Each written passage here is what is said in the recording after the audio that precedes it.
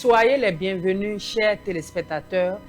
Merci de prendre encore une fois le rendez-vous autour de la parole de Dieu. Prions. Père, nous bénissons ton nom, nous glorifions ton nom, nous te recommandons nos téléspectateurs qui ont déjà pris ce rendez-vous. Nous voulons que tu ouvres leurs entendements et qu'ils saisissent ce que l'Esprit veut dire à leur cœur. Merci de les bénir. Merci pour ta paix et pour ta grâce dans leur vie. Au nom de Jésus. Amen. Soyez encore une fois les bienvenus et nous vous disons merci pour ce rendez-vous que vous venez de prendre. Et comme nous avons l'habitude de le dire toujours, du haut de ce plateau, que vous avez fait un bon choix. Vous avez choisi la bonne part, cette part qui ne vous sera jamais ôtée, c'est-à-dire la parole de Dieu. Et nous sommes autour de la parole de Dieu dans l'évangile de Jean, chapitre 14, le verset 1 au verset 3 ici. Jésus est en train de parler à ses disciples et à la fin, il a fait une promesse en disant que votre cœur ne se trouble point. Croyez en Dieu, croyez en moi. Il y a plusieurs demeures dans la maison de mon Père. Si cela n'était pas, je vous l'aurais dit. Je vais vous préparer une place. Et lorsque je m'en serai allé et que je vous aurai préparé une place, je reviendrai et je vous prendrai avec moi, afin que là où je suis, vous y soyez aussi. Que le Seigneur bénisse sa parole. Aujourd'hui, nous sommes dans l'évangile de Jean, ce que nous venons de lire, qui nous parle de la promesse que Jésus a faite à ses disciples et à l'humanité, à nous aussi, quand il faisait ses adieux, où nous allons dire les derniers discours qu'il est en train de tenir avec ses disciples. Et ici, nous voyons que c'est un avertissement qui est terminé par une promesse, parce qu'il dit « Ne soyez pas troublés, que votre cœur ne se trouble point. Dans la maison de mon Père, il y a de nombreuses demeures. Je reviendrai auprès de vous et je vous prendrai afin que là où je suis, vous y soyez. » Jésus a fait une promesse par rapport à son retour. Il a fait une promesse par rapport à son avènement, à sa seconde venue sur cette terre. Et en tant qu'enfant de Dieu ou en tant qu'un humain, un être vivant sur la terre, et que nous savons que Dieu est là, Jésus est avec nous, nous devons prendre les précautions qu'il faut. Nous devons prendre soin de nous-mêmes et être prêts par rapport à cette promesse que Dieu nous a faite. Dieu nous a fait tellement de promesses dans la parole de Dieu qu'il est en train de les accomplir sous nos yeux. Et que nous savons que dans la Bible, par endroit, il dit « Je suis le fidèle ». Donc, nous voulons dire à nos téléspectateurs que celui qui a fait la promesse ici, dans l'évangile de Jean, que nous sommes en train d'étudier aujourd'hui, s'appelle le fidèle. Et quand il fait une promesse, il dit « Je veille sur ma parole pour l'accomplir ». Donc, c'est quelqu'un qui veille sur sa parole. Ce n'est pas un faux, ce n'est pas un Dieu menteur. Non, son nom s'appelle le fidèle, le véritable et la vérité. Et quand il dit quelque chose, il l'accomplit toujours. Et l'apôtre Paul va reprendre cette promesse que le Seigneur a faite dans le livre de Jean, en nous disant dans sa lettre aux Thessaloniciens, la première lettre au chapitre 4, le verset 16 au verset 17, il va nous dire, le Seigneur lui-même descendra du ciel et les morts en Christ ressusciteront en premier lieu. Puis nous, qui sommes encore vivants, nous serons enlevés ensemble avec eux dans les nuées à la rencontre du Seigneur dans les airs. Et ainsi, nous serons toujours avec le Seigneur. Quelle belle promesse, chers amis, quelle belle promesse, chers téléspectateurs, que l'apôtre Paul a eu encore la révélation de nous expliquer ici et d'aller encore en profondeur parce qu'il a eu accès à ces mystères et il nous explique comment ces choses vont se passer quand l'heure va sonner. Et qu'est-ce que nous avons à dire ici aujourd'hui pour tirer votre attention est que c'est un événement inouï, c'est un grand événement, ce dont nous sommes en train de parler. Cette promesse dont nous sommes en train de parler, l'avènement du Seigneur, l'enlèvement des saints dont nous sommes en train de parler est un grand événement et nous dirons même un des plus grands événements à venir sur la terre. Et il s'agit de quoi? Du retour de Jésus-Christ. Et nous, en tant que croyants, nous devons nous attacher à cette promesse et marcher conformément à comme une femme qui a reçu la promesse de son fiancé de revenir la chercher, de revenir pour l'épouser. Une telle femme ou une telle jeune fille ne peut plus se comporter comme toutes les autres jeunes filles.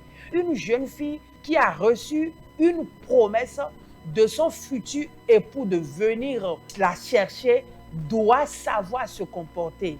C'est pour cela que nous sommes en train également d'attirer votre attention aujourd'hui dans notre émission, la méditation de ce jour, que nous devons avoir nos esprits attachés à cette promesse que le Seigneur, notre fiancé, nous a fait. Puisque nous sommes sa fiancée, l'Église symbolise la fiancée de Christ sur la terre. Donc nous devons nous accrocher à cette promesse et l'attacher à notre cœur et marcher conformément à cette promesse pour que quand l'heure sera venue, nous faisons partie de ce grand événement que la terre connaîtra. Et le Seigneur Jésus-Christ, sachant qu'il allait laisser sa vie pour les pécheurs aussi sur la terre et tous ceux qui croyaient en lui, il avait dit à ses disciples qu'il ne va pas les laisser seuls. Et c'est pour cela qu'il leur a dit que votre cœur ne soit pas troublé. Aujourd'hui, cette parole s'adresse à nous également. Que votre cœur, chers amis, chers chrétiens, que votre cœur ne soit pas troublé. Ne soyez pas troublés par les événements qui se passent autour de vous. Ne soyez pas troublés par les bruits de guerre qui sifflent par-ci, par-là. Ne soyez pas troublés par tout ce qui se passe aujourd'hui sur la terre où il n'y a plus l'amour du plus grand homme s'est refroidi, il n'y a vraiment plus l'affection, il n'y a plus la confiance, il n'y a plus vraiment cette convivialité que les premiers chrétiens ont connue. Aujourd'hui, nous allons entendre les bruits de guerre par-ci, par-là. Le monde va à la destruction, la terre est détruite par endroits et nous voyons les calamités naturelles, les choses qui se passent, les inondations par-ci, les inondations par-là, les feux de brousse par ici, les tremblements de terre par-là, il y a les éruptions de volcans par-ci. La terre est en train de connaître un épisode, nous allons dire, apocalyptique. Les changements de climat, de saison, qui se passe par ici et par endroit où les degrés montent, par endroit où ça chute au plus bas niveau, où nous constatons à des endroits de la terre que la mer s'est retirée, il y a des rivières tout entières qui se sont asséchées. Toutes ces choses nous parlent, nous conduisent vers cette promesse que le Seigneur nous a faite. Il a dit: je reviendrai. Et là où je suis, je vais vous prendre avec moi et vous serez aussi avec moi. Et par endroits, les gens disent non, le Seigneur ne va pas revenir parce qu'il a dit, il a donné cette promesse il y a déjà plus de 2000 ans. Mes chers amis, n'oubliez pas, la Bible nous a dit qu'une journée est comme 1000 ans devant le Seigneur et 1000 ans sont comme une journée devant lui. Lui n'est pas dans le temps, il est le maître du temps. Mais il n'est pas contrôlé par le temps. C'est nous les humains qui sommes contrôlés par le temps. Notre Dieu, il est le maître des temps. Et quand il décide de faire quelque chose, le temps le temps n'a plus sa valeur devant lui. C'est pour cela que nous allons lire dans Apocalypse 22, le verset 20. Et il a dit depuis ce temps, soyez prêts. Il a donné des consignes à l'apôtre Jean sur l'île de Patmos dans la révélation qu'il lui a accordée pour dire les choses qui vont se passer successivement sur la terre jusqu'à ce qu'il vienne. Et quand il va venir, les autres choses à venir, il lui a accordé la grâce de vivre ces choses qu'on a transcrites dans le livre d'Apocalypse. Et à la fin, il dit, soyez prêts, soyez prêts. Donc, depuis plus de 2000 ans, dans le calendrier de nous les hommes, nous devons toujours nous tenir prêts pour ne pas rater cet événement glorieux dont le Seigneur nous a fait la promesse. Et ceux à qui on fait une promesse, gardent la promesse, marchent selon les principes de Dieu pour que quand l'heure va sonner, nous puissions jouir et faire partie des gens qui vont partir à l'enlèvement, à la rencontre du Seigneur, comme nous a décrit l'apôtre Paul dans le livre de 1 Thessaloniciens. Et qu'est-ce que nous voulons vous dire, sur quoi voulons-nous tirer votre attention aujourd'hui? Quand le Seigneur nous a parlé, nous aussi en tant que chrétiens, nous devons être prêts, nous devons nous tenir à la brèche également pour les autres chrétiens, pour les autres personnes qui sont sur la terre. Nous devons également leur parler et leur dire, le Seigneur a fait une promesse et son retour est imminent. Les signes annonciateurs de son retour sont là et que nous devons nous tenir prêts et dire aux gens, le Seigneur vient, soyez prêts. Le Seigneur vient, il a dit, je viens bientôt. Et nous devons aussi prêcher l'évangile à ceux-là qui n'ont pas connu encore la grâce de rencontrer le Seigneur pour leur dire, Seigneur Jésus vous a tant aimé. Nous sommes déjà dans le livre de Jean, chapitre 3 au verset 16.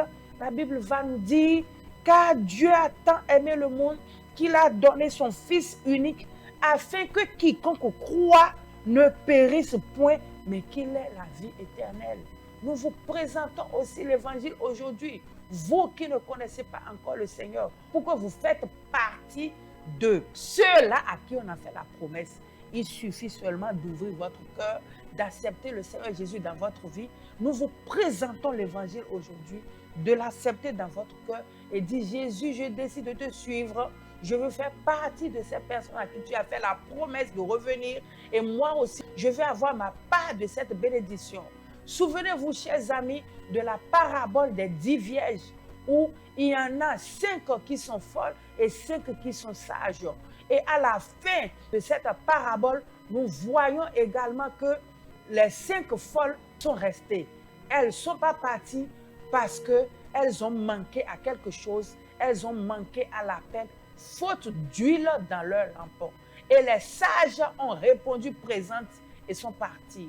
C'est ainsi que les choses vont se passer. Et c'est le Seigneur même qui nous a donné ce symbolisme pour nous montrer qu'il va venir réellement nous chercher.